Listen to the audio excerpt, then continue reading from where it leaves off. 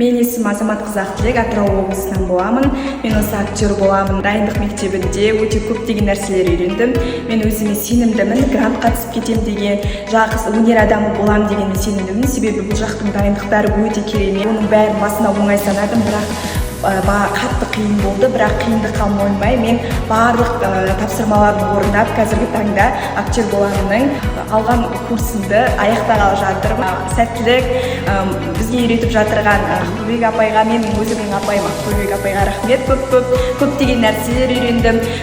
Мынау не дегенде, мынау осындай деп барлығын үйретіп, менің білмегендерімнің барлығын айтып, осында жүргенде осындай болады, ертең көресің, білесің деп көп нәрсені үйретті.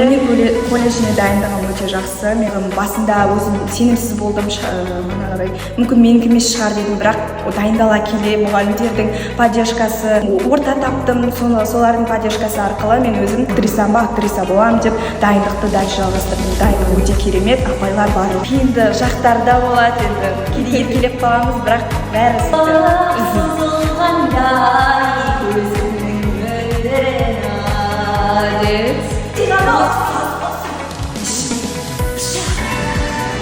Молодец.